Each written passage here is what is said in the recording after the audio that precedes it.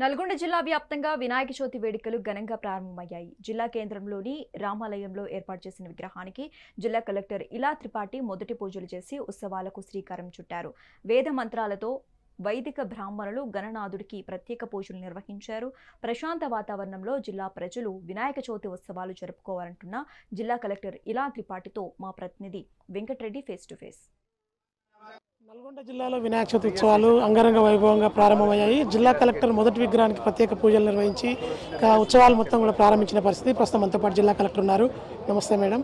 నల్గొండ జిల్లాలో వినాయక చవితి ఉత్సవాలకు సంబంధించి ఎలాంటి ఏర్పాట్లు కొనసాగుతూ ఉన్నాయి? ఆంక్షలు ఏమైనా ఉన్నాయి? ఫస్ట్ ఆఫ్ ఆల్ మీ అందరికీ, మీ ఆడియన్స్కి అందరికీ నేను గణేష్ చవితి శుభాకాంక్ష తెలియజేసుకుంటున్నాను.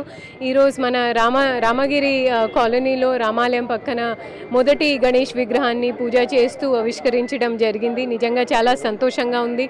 చాలా ఘనంగా మా మున్సిపాలిటీ తరఫున, పోలీస్ తరఫున బందోబస్తు చేయడం జరిగింది.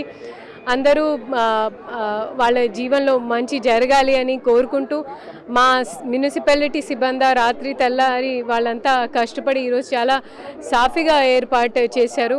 మన తెలంగాణ వేరే జిల్లా ప్రజలు కూడా మన నల్గొండకి వచ్చి దీన్ని అనుభవించాలి అని కోరుకుంటున్నాను. జిల్లా ప్రజలకు ఏం చెప్తారు వినాయక చవితి? వినాయక్ అంటే మనకి శుభకర్త, విఘ్నహర్త.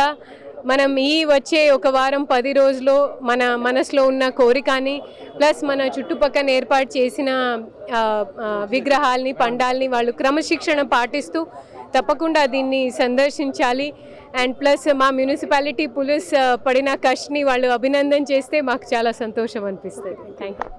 నల్గొండ జిల్లాలో భక్తి భావంతో ఖచ్చితంగా వినాయక చవితి ఉత్సవాలు జరుపుకోవాలని చెప్పి జిల్లా కలెక్టర్ అయితే చెప్తున్న పరిస్థితి ఉంది. విజువల్స్ మధుతో వెంకటరెడ్డి, మెగా 9 టీవీ, నల్గొండ.